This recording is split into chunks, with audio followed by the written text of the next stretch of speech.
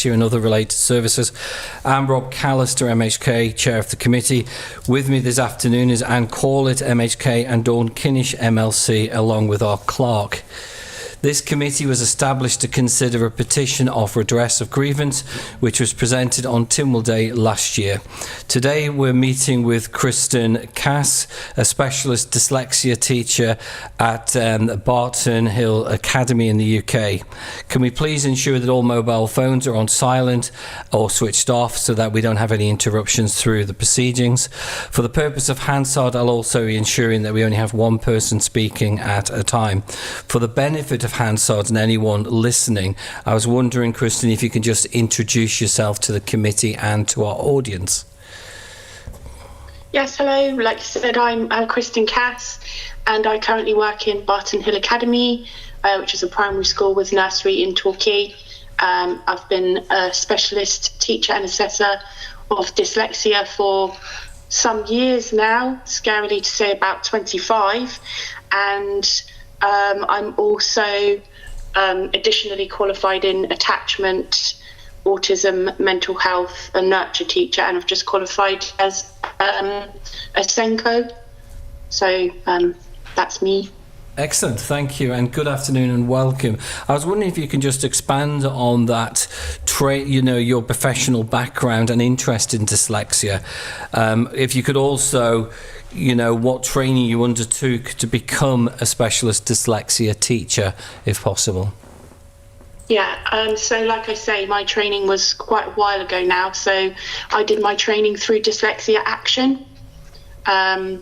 So I had some time actually on site, and then I studied for a year where we were asked to do case studies of children and do practical activities which were videoed and fed back to tutors, work with EPs and so forth. The reason I became qualified was I'd done my 4 years at university. My first teaching post, I was actually in a private school, but it was a class of 30, no teaching assistant, and there was one particular girl in my class, and she was struggling with a range of difficulties, and at that time I did not know how to help her. I couldn't help her. I didn't have the knowledge.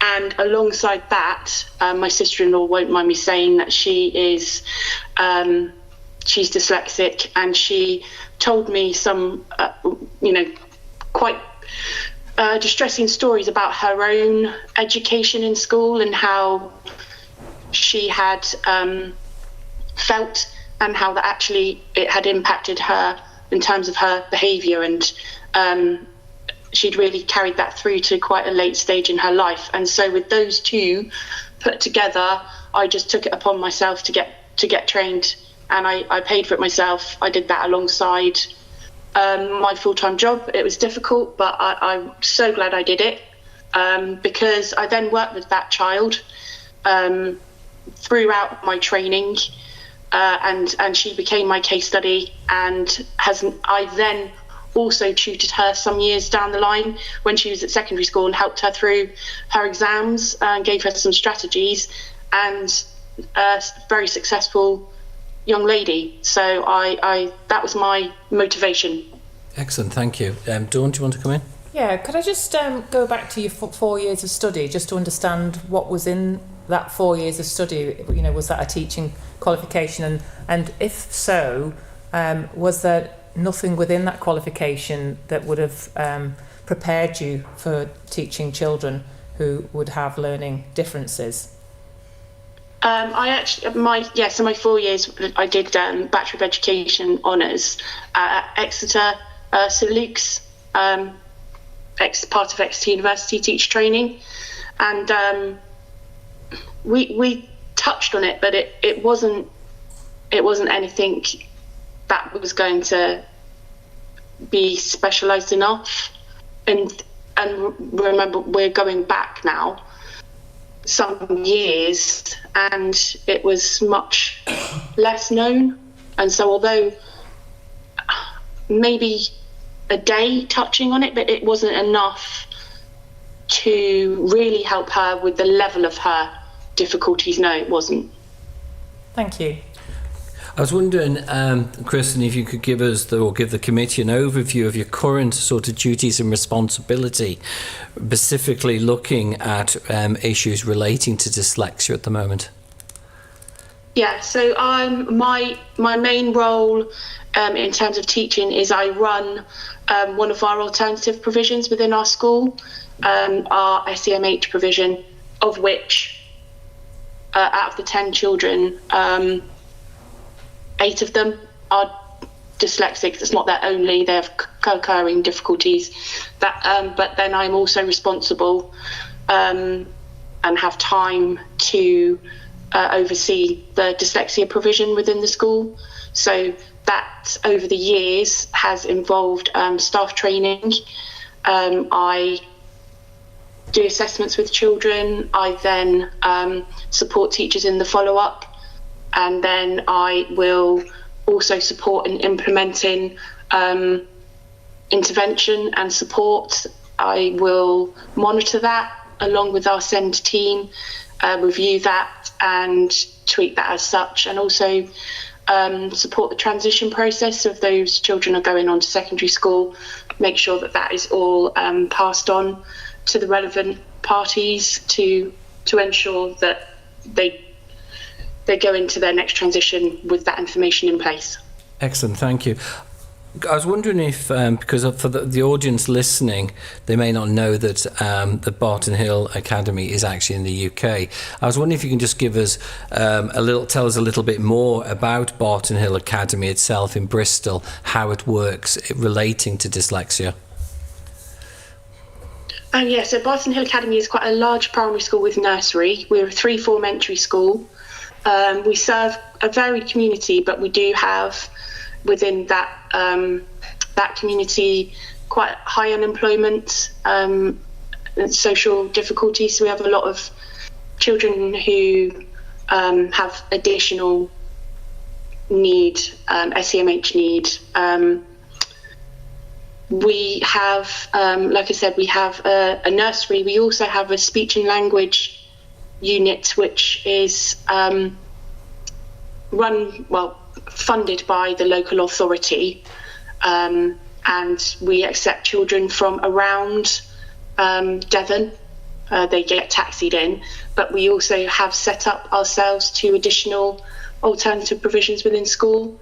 The one I have already mentioned, the Key Stage 2 SEMH provision, which really serves to protect children from being excluded because of either their significant needs through trauma or autism, which means they're finding it really difficult to access mainstream class, ADHD for the same reason, co-occurring often with dyslexia. And we also have a Key Stage 1 alternative provision for children with autism who are pre and non-verbal, and this is because there aren't enough places, there aren't enough specialist schools, there aren't enough places, so we have built in-house our own team of specialists, and it's very much what our approach in school, which is the same we do with dyslexia. I'm there and we use our expertise within the school to, as much as possible, meet the children's needs. So yeah, I think we're an inclusion quality mark flagship school also, and we have national, we've just last year we got the national award for inclusion, which is 5 schools in the country. So we are, I think inclusion is very much at our heart. Oh, brilliant, thank you. Just before I pass over to my colleague and call it, I was wondering if you could I really do appreciate that overview you gave us of the school or the academy. I was wondering if you could just tell us how many students are at the academy and how many staff are trained specifically to look and support children with dyslexia. So gosh, I can't remember how many schools are actually in the academy. We have 650 children in our school, okay, there and thereabouts. I'm not sure, I couldn't say for certain, but I'm thinking probably around 20 schools in the academy, but that kind of detail I can. If we focus just on your school, you said there's 650. Yeah, sorry, I thought you said academy. No, you're absolutely right. So just try and narrow this down a little bit then to help you. So if you say your school has 650 students, how many trained staff do you have within that to focus in and support students with dyslexia? Okay, so I am the specialist, so I'm the one with that training. There isn't another teacher with that, but we do have a maths specialist who has completed her Dyscalculia qualification. So she's a maths, I want to say boffin, but that's probably not the most appropriate word. She loves her maths. She's fantastic at maths, and so she was interested in doing this. So that's what she has completed, and then all teachers have had, and teaching assistants have had training delivered by myself. If they've been there for some years, they will have had access to several years of training, but as we have new staff, our inset will always have refreshers, and I open up the opportunity for extra support if needed. So me and our Dyscalculia, but all teachers have received my training. Okay, so you've got two specialists, and then all the teachers get trained and some additional training. Is that training updated annually? We do have, each year we will have one of our insets will be SEND. So each of the SEND team will take on a part of that inset day. So yeah, for example, at New Year, I did another dyslexia refresher. So there will, I would say I probably have done it pretty much annually. Okay, perfect. Thank you. I'm going to move and let Anne Caller come in now for some additional questions. Okay, thank you. We read the UK All-Party Parliamentary Group report on dyslexia that you had contributed to. And in that, Barton Hill was awarded the Dyslexia Association Quality Mark. Yeah. Could you tell us a bit about what that means and how the school gained that accreditation? Yeah, so we decided we were going to go for that because as a school, especially with myself there, we felt that as part of SEND, we were doing well, but we wanted to use it as a vehicle just to look at ourselves and our practice even more closely, and see if there was what else there was that we could improve. So we decided to embark on that process, which actually I would recommend that. It was really useful. It started off with you doing an audit through all areas of the school, through leadership to your classroom practice to governors, policy, all of that. So you initially had to complete quite a detailed evaluation of what you had in place. And then what that led to was quite a more in-depth look, actually, because I did learning walks. I did classroom observations. We went through some of the resources from the BDA School's Guide for Good Practice. So we looked at our environment, our resourcing. We listened to children about how they felt about things. We talked to parents about how they felt about things. So it was a really useful tool in that way. And it gave us some ways forward. When our assessor came, she was really supportive, and it was then nice to kind of show off what we had done, what we'd improved on, and then we also talked about some ways forward that we could do even more. So, for example, two of our main ones was the Dyscalculia, which we then achieved because we had someone trained, but also looking a bit more closely at children with EAL and dyslexia. So yeah, that process was really useful, and I would recommend that to schools actually as a way of evaluating what you've got and moving forward and helping to get it right. It was really quite emotional at times, listening to parents and how they had struggled maybe themselves in the past, and how they didn't want that history repeating itself for their own children. Dawn, I'll pass on to you. Can I just clarify there, Kristen? Thank you for that explanation. What's the distinction between the inclusion quality mark that your school has got and the Dyslexia Association quality mark? So the dyslexia one, although it looks broadly at all your different bits that you've got in place, it's specifically for your dyslexia and that practice. And the inclusion is looking at, I guess, all elements of neurodiversity. So that looked at, like I say, our provisions and our specific provisions, but also all our in-class practice and how that works for children with autism, how we manage the pastoral side of things for our children with trauma who have come in with difficult mornings, because we've got a large family support team as well. So it looked at all of those other areas broadly, whereas the dyslexia was just that. Thank you. That's really useful, Kristen, because I am aware that on the Isle of Man we do have some schools who have been accredited with the inclusion quality mark. So that's been a really useful distinction. Thank you. Thank you. And obviously, the engagement of children and parents in that process will have been hugely beneficial, not only to school teachers but to them themselves. Do you feel that they have more confidence now, both the children and the parents, in what the school can offer them because they're dyslexic? I do. I mean, we as a school, particularly because of some of our the area around the school, parental engagement is historically difficult. A lot of parents had negative experiences themselves.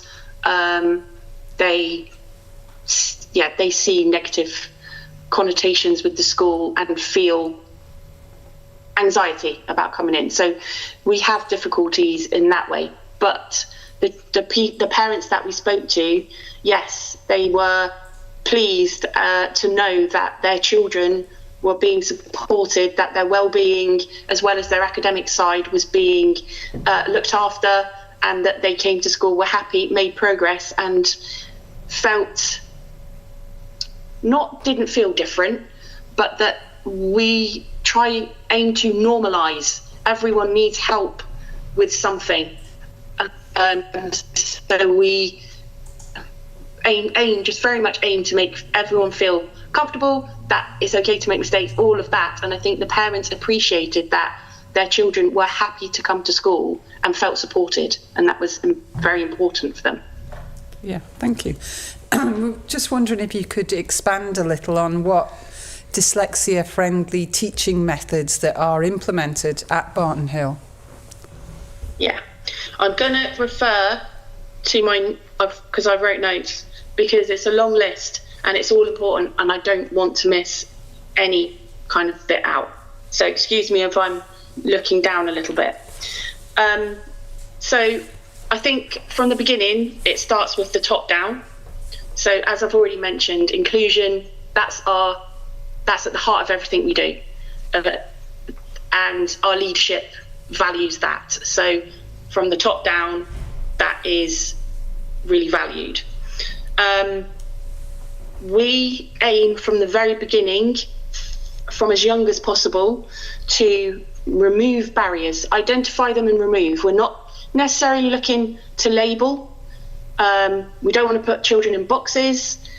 they're all individuals and they have struggles, and so early intervention as much as possible, identifying it and getting the support in.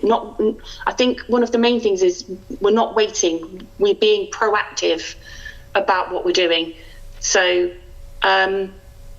we use the BDA actually, the checklist, the early years checklists. So reception parents might go through those with children if they're noticing signs. So as early as possible, they'll be having those conversations with the families. So we also have a very rigorous monitoring system. So we look at every single child. We're looking at their progress. The SEND team regularly meet with our principal, and we're looking at the children that they're not moving, they're not progressing in whichever area, or there's behaviour incidents being logged. Why are these things happening? So we're constantly looking to unpick and put things in place to move forward. So then particularly dyslexia, then looking at the classroom. So if they've been assessed, then there will be intervention in place, which we try not to remove them from the classroom, because then they're missing out on other things. So we try and tweak the curriculum for them so that they might not particularly access this one thing, so they could be having their intervention then. We still have very high expectations of these children, but we know they might. So for example, they may be more tired than others because their brain is working overtime to do the things that most people can just do. They might not be able to produce as much writing. So we might ask them for less writing, but that doesn't mean we want to compromise on the standard or the effort that's gone in. But we want to focus on the quality of it. Our marking policy ensures that children don't have every single spelling mistake corrected and are practicing keywords over and over and over again because they find them really difficult to learn. We have different ways of recording for them. So we have Seesaw. Every child's got a Chromebook. They can talk their ideas through, and then they can use what they've recorded then to create their piece of work from their recording. There's just tiny little things also, like someone was getting told off, they kept shouting out. But they're shouting out because they can't hold on to what they want for as long as everybody else, because it might go from their brain. So it's like, okay, we might have to go to you first, or we'll go to you quicker. Sorry for jumping the queue, other children, but because, stop shouting out. Oh, I need to shout out because I've got to. So some of it's really small tweaks. Our classroom environment's not too cluttered. That works for everybody. Not too much on the wall, so you're not having your cognitive overload. We try and use buff backgrounds, buff paper, reduce black on white, looking at visual stress. Have I missed anything? We have a letter drawing handwriting scheme. We use Lexia, we use Nessie for some children as additional supports. Concrete resources, visual reminders, visual timetables, talk partners, so that they can talk things through. Or so we have perhaps someone who's really, really good at maths but can't read the questions. So they've got like a buddy, so the buddy can help them read the questions. They've got no problem with doing the maths, but they might get stuck on words. Time for processing. So we do Teach Like a Champion, are some of our classroom strategies, dug them off. So we've got all those routines and procedures in place, which again help the brain have less overload, less to think of, because the routines are automatic. So there is something called, and it's still called cold calling, which I hate, because for a dyslexic, it's panic mode. It's, you're going to ask me to stand up and read. I'm going to, kick over a chair and I'm out of there. You're going to pick on me for a question and I can't get my words out, so I'm going to... so it's just little things like that. So I'm going to come to you in a minute and see if you can tell me about. They've got time to prepare or talk to their partner. No spelling tests for them. and a growth mindset. Know that you work hard, you're resilient, but also one big thing I haven't mentioned is we find their strengths, because dyslexic children may find it more difficult to read, write, remember, organise, but these right brain dominant children have a lot of different skills that other people don't have. So their problem solving skills, their pattern recognition, they're more just a different way of thinking. And I've witnessed that very much so with, watching some children solve maths problems, just no working out. They've just seen it 3D in their brain. I couldn't do it. I think that's probably my list. Okay, Dawn. Could I just ask a question there where you mentioned about Chromebooks? Every child has a Chromebook. Is that every child in the school? Yeah, from years 2 upwards. Thank you. So could I just ask, the accommodations that you're making, are they resource intensive? Does that require extra staff or greater investment in staff development? Are there any extra costs with materials that are required? I think these things those mainly are just small tweaks that work for everybody. So a different colour pen, changing your board, whatever you're using, your smart board, whatever you're using, visual resources, putting things on Seesaw. We use Seesaw all the time for learning anyway, for lots of SEND children as a different way to respond to a task if they can't write it down. So, it might be a matching thing, or like I say, they might record. That's just, an app. So some of these things, when you're talking about letter drawing, you have to pay for your year's license, but a lot of these are small tweaks, and the staff are trained up with a lot of these things are just now, that's what you do. That's our, it's part of our quality first teaching, all of these things. That's what is expected to be seen in classrooms. It's an expectation that's now embedded. Okay, and do you, in your opinion, or do you find actually that these teaching methods also help children that aren't thought to be dyslexic? Absolutely.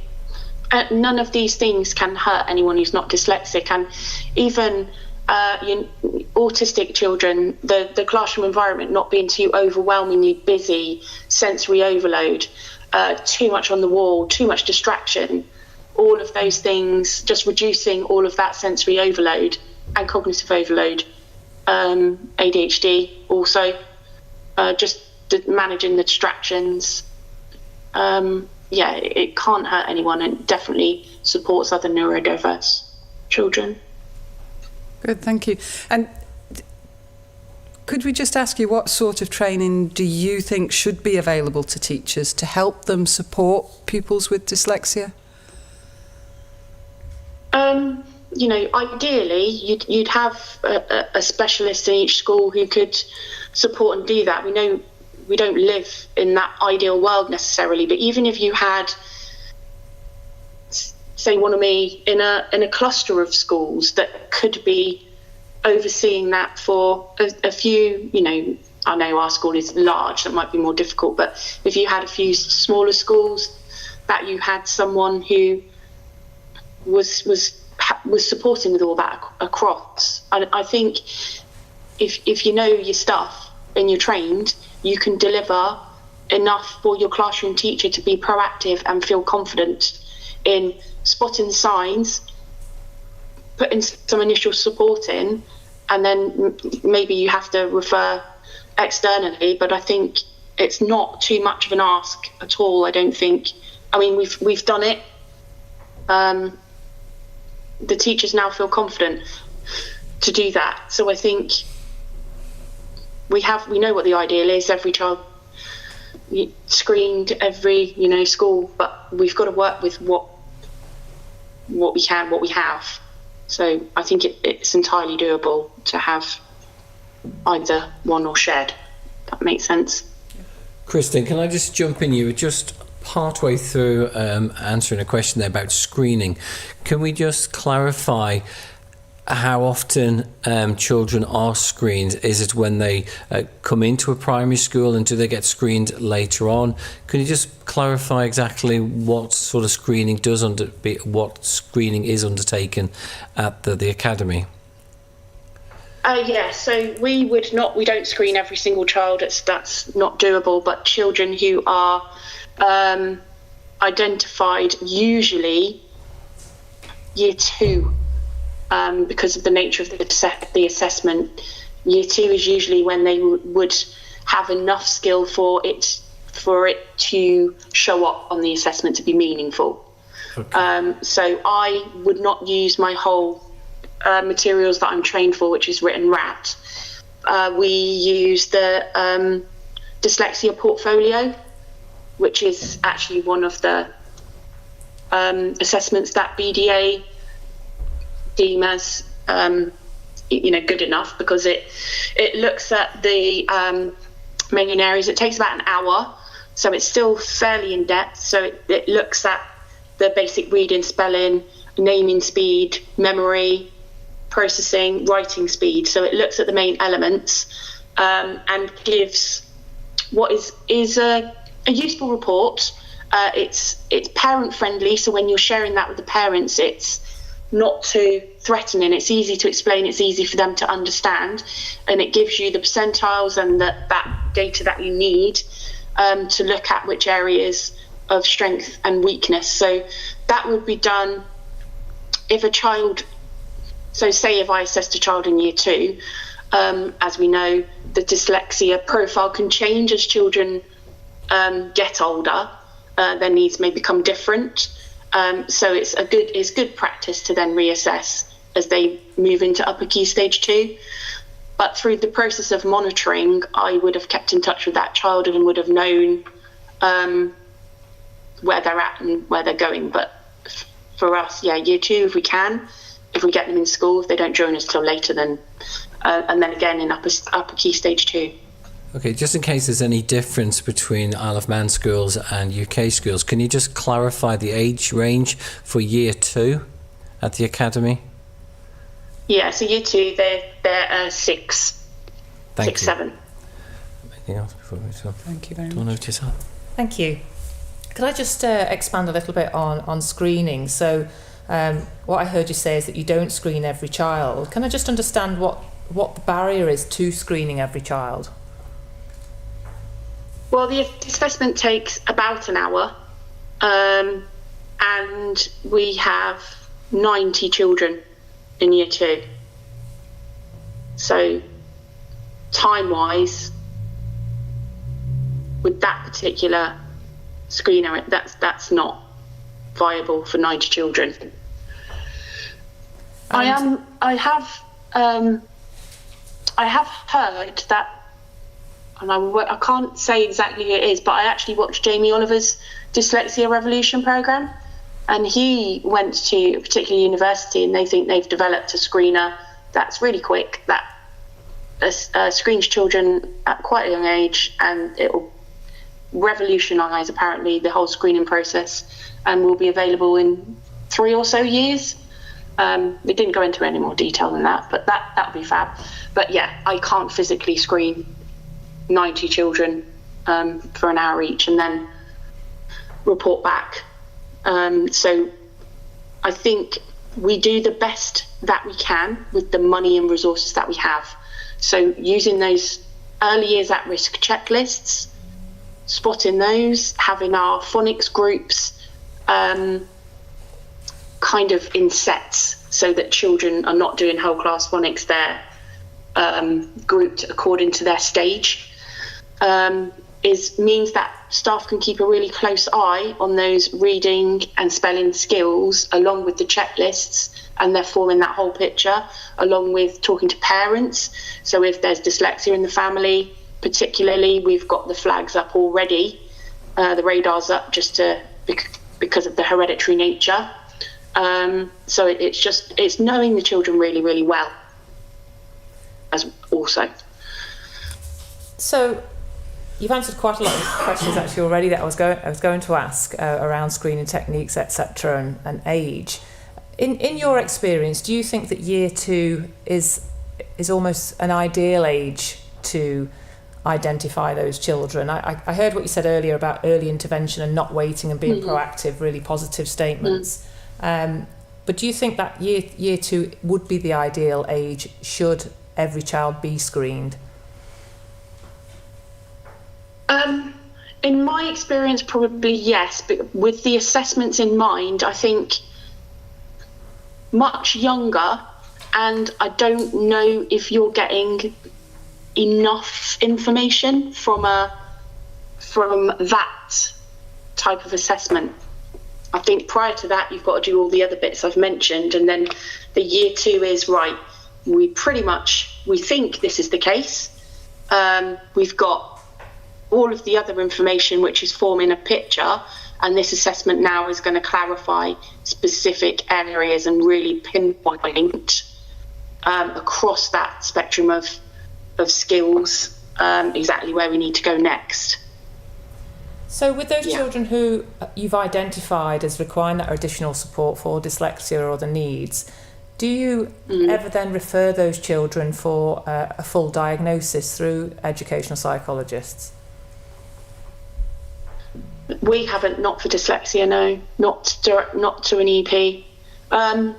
I've never, and I work closely with our EP. She's fantastic. I've never seen an EP report that has the word dyslexia in it to date. They refer to specific learning difficulty. So, for example, we have a year 6 who we've just got an EHCP form. She's going to a specialist school, and on her, I have assessed her. The EP has done assessments, but on her EHCP, that still is not named as dyslexia. Thank you. Okay, perfect. Okay. I think the next... Yeah, you... Could I just ask, you've said early intervention screening and screen at year 2, but I'm assuming intervention takes place earlier. You don't wait for that screening to be either positive or negative. You're kind of intervening from day 1 that a child attends school. Yeah, as much as we possibly can, yes. Yeah. So like I say, we have quite a broad SEND team with a range of skills represented. So we meet and discuss the children that come up, and then we look at who best to go and work with the teacher and investigate what we need to look at, what interventions we need to put in place. And that's how we kind of delegate our responsibilities in that way. Does that make sense? It does. Perfect sense. Thank you. In the Isle of Man, the Department of Education, Sport and Culture here, they've moved away from using the term dyslexia a number of years ago, and they've now adopted the term literacy needs.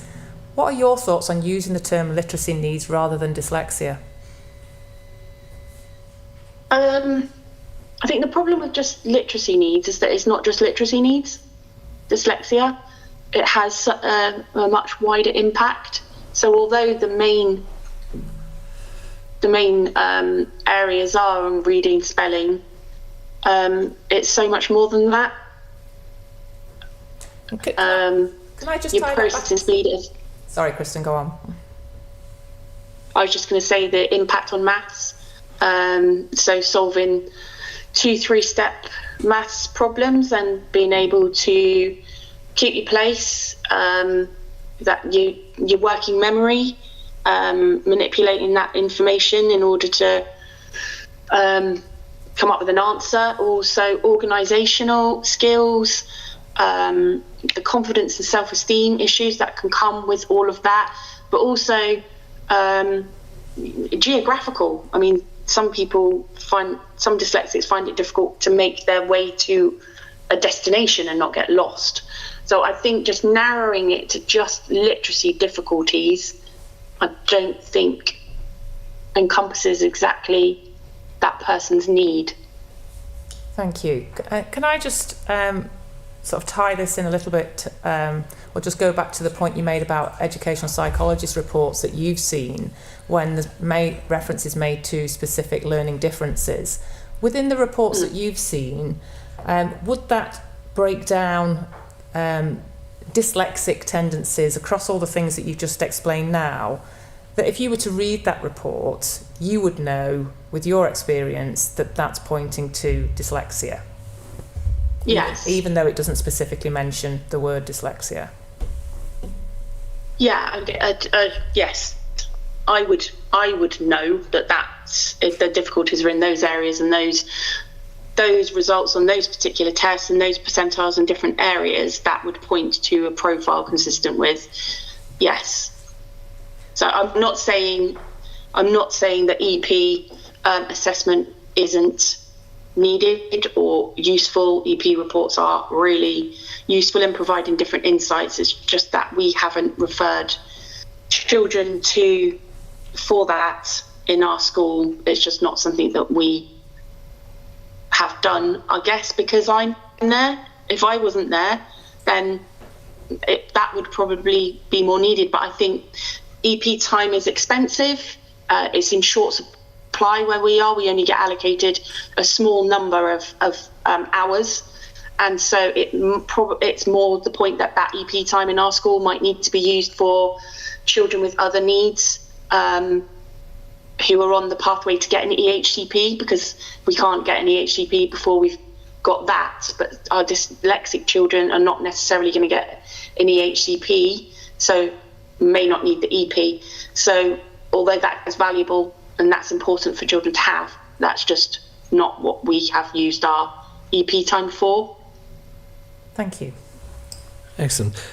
Kristen, before I just bring the meeting to a close, is there anything that you'd like to bring to the committee's attention that we haven't discussed today?